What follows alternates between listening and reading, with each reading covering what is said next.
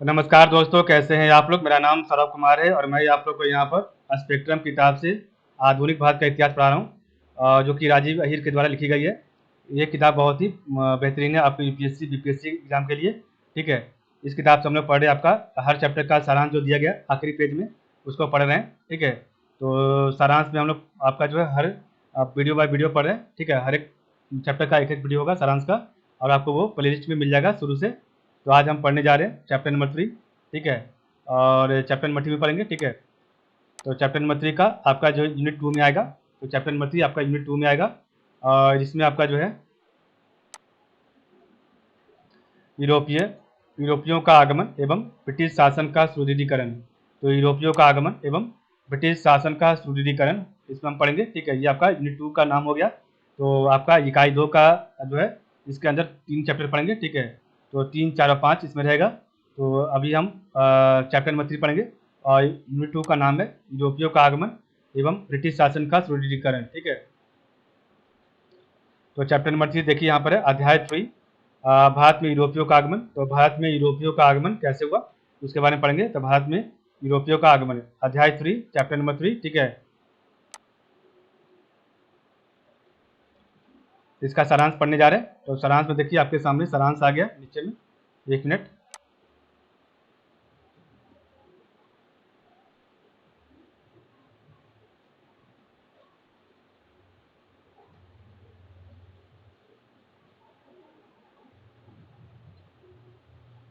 तो काफ़ी बड़ा है इसका आपका सारांश, समरी। तो समरी आपका जो है यहाँ से स्टार्ट होगा। तो आपका जो यहाँ पर जो प्रमुख विचार है उसको एक अलग से वीडियो में बना देंगे। ठीक है, ताकि आपको आराम से जो है प्रमुख विचार भी याद रहे। तो आज हम आपका देखिए सारांश यहाँ से स्टार्ट हो रहा है।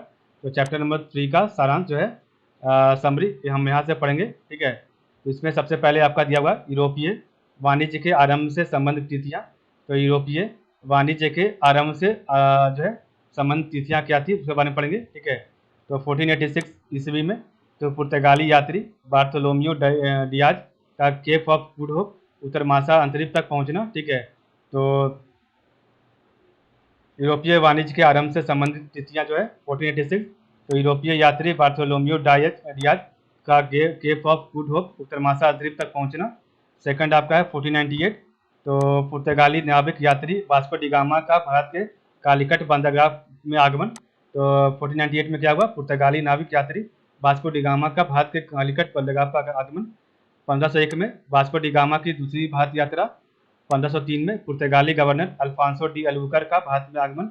1510 में अल्बुकर्क ने गोवा को बीजापुर से छीना। 1530 में पुर्तगालियों की भारत में राजधानी कोचीन से गोवा हस्तांतरित कर दी गई। 1534 1534 में पुर्तगालियों को नीनू डा कुन्हा के नेतृत्व में गुजरात के बहादुर शाह से दीव और बेसिन की प्राप्ति हुई। 1599 में स्थल मार्ग से अंग्रेज साहसी व्यापारी मिडिल हॉल का भारत में आगमन हुआ। तो 1599 में स्थल मार्ग से अंग्रेज साहसी व्यापारी मिडिल हॉल का भारत आगमन हुआ। 1599 अंग्रेजी व्यापारिक कंपनी मर्चेंट एडवेंचर्स की स्थापना हुई। तो 1599 अंग्रेजी व्यापारिक कंपनी मर्चेंट एडवेंचर की स्थापना हुई। ठीक है, 1602 में ईस्वी में डच ईस्ट इंडिया कंपनी की स्थापना हुई। तो 1602 में आपका डच ईस्ट इंडिया कंपनी की स्थापना हुई। 1615 में थॉमस रो का जहांगीर के दरबार में आगमन हुआ। तो थॉमस रो का जहांगीर के दरबार में आगमन हुआ। 1661 में पुर्तगाल ने बम्बई का क्षेत्र ब्रिटिश शासक चार्ल्स द्वितीय को दिया था। तो 1661 में पुर्तगाल ने बम्बई का क्षेत्र जो है ब्रिटिश शासक चार्ल्स द्वितीय को दिया था। 1615 में थॉमस रो का जहांगीर के दरबार में आगमन। 1602 में डच ईस्ट इंडिया कंपनी की स्थापना हुई थी। 1664 में फ्रांसीसी ईस्ट इंडिया कंपनी की स्थापना, और 1690 में जॉब चरनौत द्वारा कलकत्ता शहर की स्थापना की गई थी। ठीक है, अब हम पढ़ेंगे यूरोपीय वाणिज्य के आरंभ से संबंध व्यक्ति। तो यूरोपीय वाणिज्य के आरंभ से संबंध व्यक्ति, तो सबसे पहला वास्को डिगामा, पुर्तगाली यात्री जो समुद्री मार्ग उत्तर महासा अंतरिक्ष से 1498 ईस्वी में भारत के कालीकट बंदरगाह पर उतरा। पेड्रो अल्वारेज कैब्राल तो पुर्तगाली यात्री था जो 1500 में भारत पहुंचा। फ्रांसिस्को डी अल्मीडा भारत में पहला पुर्तगाली गवर्नर था। ये अल्फांसो डी अल्बुकर भारत में पुर्तगाली शक्ति का वास्तविक संस्थापक द्वितीय गवर्नर। नीनो डी कुन्हा पुर्तगाली गवर्नर जिसने राजधानी परिवर्तन 1530 ईस्वी में कोचीन से गोवा में किया था। मार्टिन अल्फांसो डिसूजा तो पुर्तगाली गवर्नर जिसके साथ प्रख्यात जेसुइट संत फ्रांसिस्को जेवियर भारत आए थे। कासिम खान मुगल सरदार जिसने 1631 में हुगली तट पर पुर्तगालियों को हराया था कासिम खान ने। ठीक है। जॉन मिडन हॉल साहसी अंग्रेज व्यापारी जो स्थल मार्ग से 1599 में भारत आया था। कैप्टन हॉकिंस अंग्रेज यात्री जो जहांगीर दरबार में 1609 में पहुंचा था। कैप्टन बेस्ट अंग्रेज यात्री जिसने सूरत के निकट पुर्तगालियों को 1612 ईस्वी में हराया था। और इसके बाद जहांगीर ने अंग्रेजों को व्यापार के लिए सूरत में जो है फैक्ट्री की स्थापना हेतु अनुमति दी। जॉब चार्नॉक कलकत्ता का अंग्रेजी संस्थापक। थॉमस रो ब्रिटिश सम्राट जेम्स वन का दूत जो जहांगीर के दरबार में 1615 ईस्वी में 1618 की अवधि में रहा और साम्राज्य के विभिन्न भागों में कंपनी के लिए अनुमति प्राप्त करने में सफल रहा। चार्ल्स आयर कलकत्ता के फोर्ट विलियम का प्रथम शासक। चार्ल्स आयर तो कलकत्ता के फोर्ट विलियम का प्रथम शासक। जॉन चाइल्ड तो अंग्रेजी कंपनी का अधिकारी जिसने पश्चिमी तट पर मुगल जहाज़ों पर कब्जा कर लिया था और बाद में मुगल सम्राट औरंगजेब से क्षमा मांगी थी। ठीक है। जॉर्ज चाइल्ड फारूक सियर तो मुगल सम्राट जिसने अंग्रेजी व्यापारिक कंपनी को 1717 ईस्वी में फरमान दिया था। तो मुगल सम्राट जिसने अंग्रेजी व्यापारिक कंपनी को 1717 ईस्वी में फरमान दिया था। विलियम नॉरिस अंग्रेजी कंपनी का दूत जो मुगल शासक औरंगजेब के पास व्यापारिक सुविधाओं की प्राप्ति हेतु गया था। William Norris. ठीक है। फ्रैंको मार्टिन पौंडीचेरी का प्रथम फ्रांसीसी गवर्नर। फ्रैंको मार्टिन पौंडीचेरी का प्रथम फ्रांसीसी गवर्नर। फ्रांसिस डे मद्रास का प्रसिद्ध अंग्रेज संस्थापक। तो फ्रांसिस डे मद्रास का प्रसिद्ध अंग्रेज संस्थापक। शोभा सिंह बर्धमान का जमींदार जिसने अंग्रेजों के विरुद्ध विद्रोह जो है 1690 के दशक में किया था। तो शोभा सिंह बर्धमान का जमींदार जिसने अंग्रेजों के विरुद्ध विद्रोह 1690 के दशक में किया था। भीमा जी पारिक तो अंग्रेजी कंपनी का मध्यस्थ व्यापारी जिसने भारत में प्रिंटिंग प्रेस के प्रसार हेतु विशेष प्रयास किया था। तो भीमा जी पारिक तो अंग्रेजी कंपनी का मध्यस्थ व्यापारी जिसने भारत में प्रिंटिंग प्रेस के प्रसार हेतु विशेष प्रयास किया था। शोभा सिंह बर्धमान का जमींदार जिसने अंग्रेजों के विद्रोह 1690 के दशक में किया था। फादर मॉन्सेरट मुगल दरबार में जाने वाला प्रथम पुर्तगाली शिष्टमंडल का अध्यक्ष फादर मॉन्सेरट। ठीक है। जॉन सरमैन मुगल सम्राट फारूक सियार से फरमान प्राप्त करने वाला अंग्रेजी शिष्टमंडल का नेतृत्व करता जॉन सरमन। ठीक है। कैरोन फ्रैंको क्या था? भारत में पहली फ्रांसीसी फैक्ट्री की स्थापना करने वाला फ्रांसीसी। तो कैरोन फ्रैंको भारत में पहली फ्रांसीसी फैक्ट्री की स्थापना करने वाला फ्रांसीसी। गैरोल अंगियार तो गैरोल अंगियार बम्बई का वास्तविक अंग्रेज संस्थापक। तो गैरोल अंगियार बम्बई का वास्तविक अंग्रेज संस्थापक। नेक्स्ट आपका यूरोपीय वाणिज्य के आरंभ से संबंधित स्थल। तो यूरोपीय वाणिज्य के आरंभ से संबंध स्थल तो कालीकट केरल में स्थित मालाबार तटीय बंदरगाह जहां वास्को डी गामा पहली बार 17 मई 1498 को उतरा था। ठीक है। कोचिन तो केरल में स्थित बंदरगाह जो भारत में पुर्तगालियों की आरंभिक राजधानी थी। गोवा राज्य जो पुर्तगालियों का भारत में प्रमुख केंद्र रहा। सैंथम तो दक्षिण पूर्व क्षेत्र में आपका पुर्तगालियों का एकमात्र स्थल। पुलिकट तमिलनाडु में स्थित बंदरगाह जो भारत में डचों का जब प्रमुख केंद्र रहा पुलिकट। सैड्रास तो सैड्रास जो है मद्रास से दक्षिण में स्थित बंदरगाह जो डचों का केंद्र था सैड्रास। ठीक है। बेदरा तो बेदरा का युद्ध 1759 में अंग्रेजों ने डचों को हराया था। तो बेदरा का युद्ध 1759 में अंग्रेजों ने डचों को हराया था। सवाली तो सूरत के निकट अवस्थित थी सवाली जहां कैप्टन बेस्ट ने पुर्तगाली को हराया था। तो सूरत के निकट अवस्थित जहां कैप्टन बेस्ट ने पुर्तगाली को हराया था। हरिहरपुर तो उड़ीसा में अवस्थित। तो हरिहरपुर उड़ीसा में अवस्थित जहां 1633 ईस्वी में अंग्रेजों ने अपनी फैक्ट्री स्थापित की थी। तो हरिहरपुर अंग्रेजों उड़ीसा में अवस्थित जहां जो है 1633 ईस्वी में अंग्रेजों ने अपनी फैक्ट्री स्थापित की थी हरिहरपुर में। सुतानाती कालीकत्ता गोविंदपुर तो सुतानाती कालीकत्ता व गोविंदपुर इन तीन गांवों का मिलाकर कलकत्ता की स्थापना हुई थी। ट्रैंकोबार तो तमिलनाडु में स्थित जहां डेनिसो ने अपनी फैक्ट्री स्थापित की थी। डेनिसो ने तमिलनाडु में ट्रैंकोबार। श्रीरामपुर बंगाल में स्थित जहां डेनिसो ने 1676 ईस्वी में अपनी फैक्ट्री स्थापित की। तो श्रीरामपुर बंगाल में स्थित जहां डेनिसो ने 1676 ईस्वी में अपनी फैक्ट्री स्थापित की। पौंडीचेरी तो भारत में फ्रांसीसी गतिविधियों का प्रमुख केंद्र। तो पौंडीचेरी भारत में फ्रांसीसी गतिविधियों का प्रमुख केंद्र जो कोरोमंडल तट पर है। ठीक है। चाउल आपका महाराष्ट्र में पश्चिमी घाट है। महाराष्ट्र में पश्चिमी घाट पर अवस्थित जहां पुर्तगाली व्यापारिक केंद्र था। तो चाउल आपका जो है महाराष्ट्र में पश्चिमी घाट पर अवस्थित जहां पुर्तगाली व्यापारिक केंद्र था। ठीक है। पटना तो पटना जो आपका बिहार राज्य की राजधानी। तो बिहार राज्य की राजधानी जो सोरे के उत्पादन के कारण प्रसिद्ध था और यहाँ डचों की फैक्ट्री स्थापित थी। तो पटना बिहार राज्य की राजधानी जो सूबे के उत्पादन के कारण प्रसिद्ध था, और यहाँ डचों की फैक्ट्री स्थापित थी। चौल महाराष्ट्र में पश्चिमी घाट पर अवस्थित, जहाँ पुर्तगाली व्यापारी केंद्र था। ठीक है। चट्टगांव वर्तमान बांग्लादेश में स्थित, जिसे पुर्तगाली हंतक चवतच कहते थे। तो चट्टगांव वर्तमान बांग्लादेश में स्थित, जिसे पुर्तगाली हंतक जो है चवतक कहते थे। ठीक है। और किन्नूर, तो किन्नूर में क्या आपका मलाबार तटीय क्षेत्र में स्थित, जहाँ वास्को डी गामा ने 1501 में फैक्ट्री खोली थी किन्नूर में। ठीक है। अब हम पढ़ेंगे पुर्तगाली के बारे में। तो पुर्तगाली जो था पुर्तगाली नाविक वास्को डी गामा 1498 में भारत पहुंचने के समुद्री मार्ग की खोज ने भारतीय इतिहास के मार्ग एवं दिशा को महत्वपूर्ण रूप से प्रभावित किया। दूसरा, अल्फांसो डी अल्बुकर्क 1509 से 1515 ने दूसरे पुर्तगाली गवर्नर के रूप में अल्मेडा 1505 लेकर 1509 का स्थान लिया।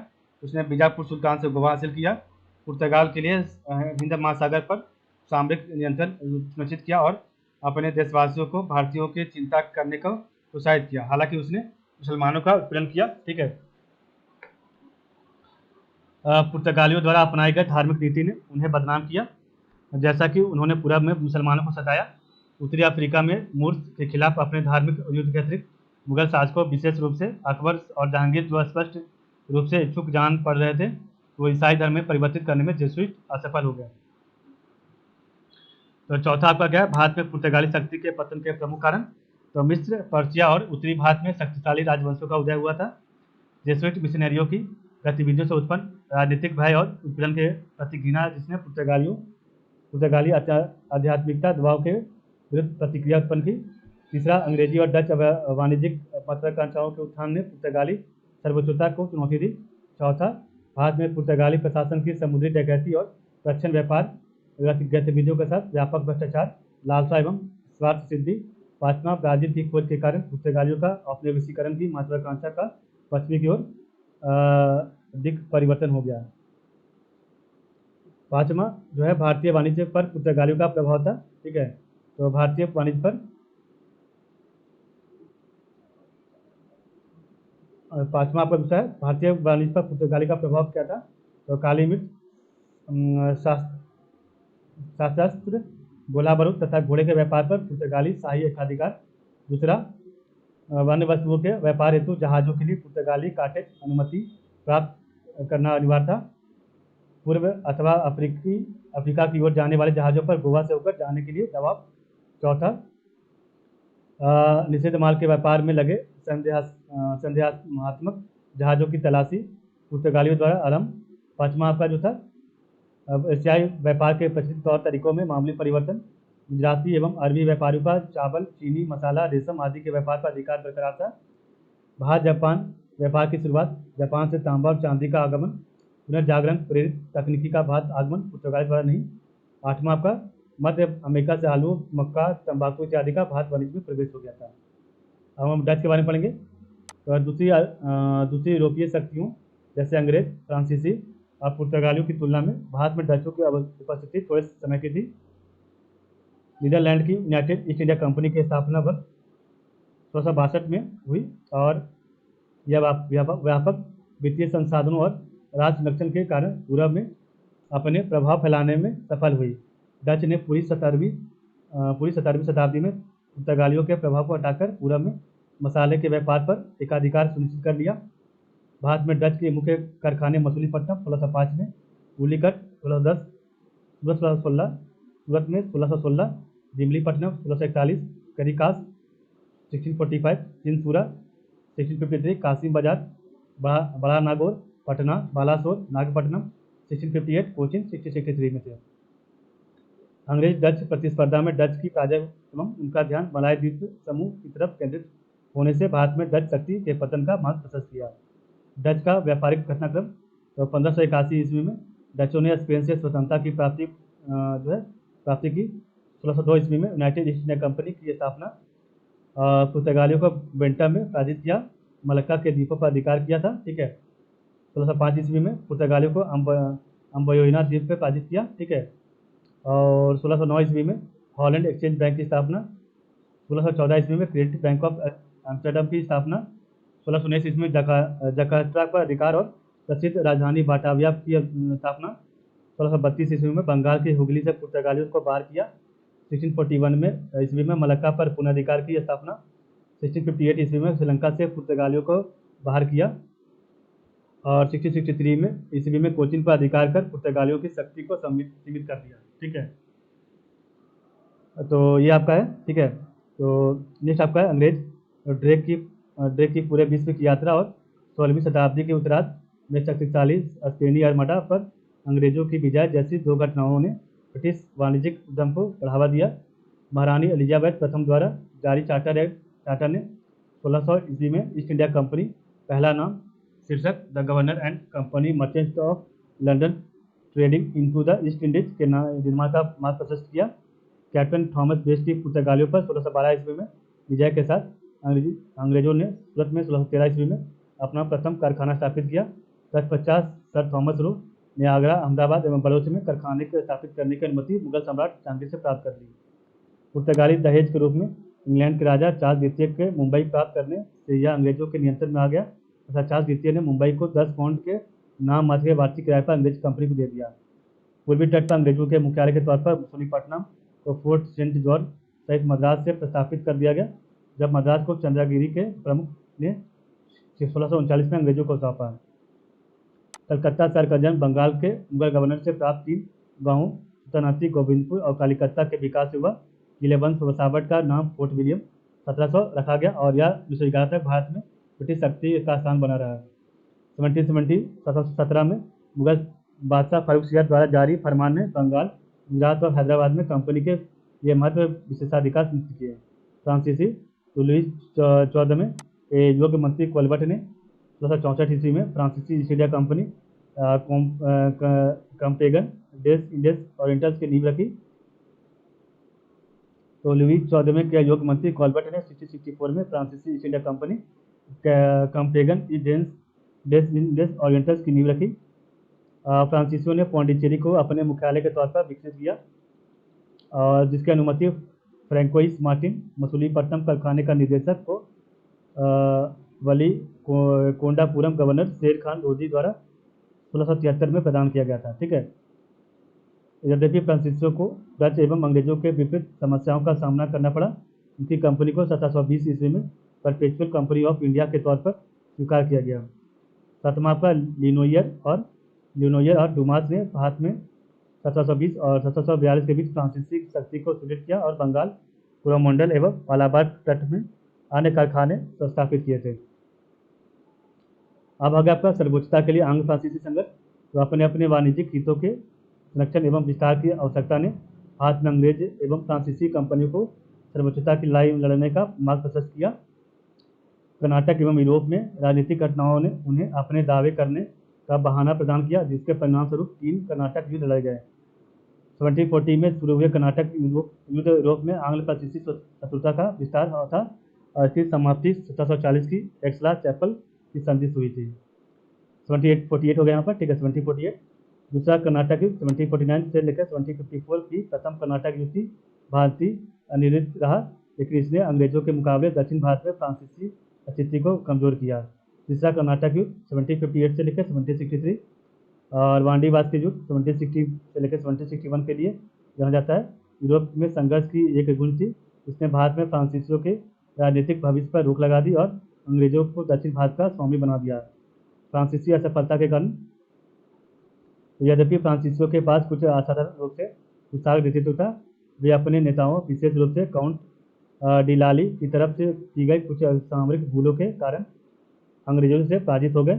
अन्य कारणों में फ्रांस के सम्राट की असंगठित नीति, फ्रांसीसियों के लिए वाणिज्यिक प्रेरणा का अभाव, अंग्रेज सरकार का मौजूद समर्थन और उनका बेहतरीन वाणिज्यिक आधार शामिल है, जिन्होंने फ्रांसीसियों पर अंग्रेजों की विजय सुनिश्चित की। ठीक है, इस प्रकार हमारा चैप्टर आज का यहाँ पर समाप्त होता है। तो आज के लिए बस इतना ही और आप लोग का बहुत बहुत धन्यवाद। ठीक है।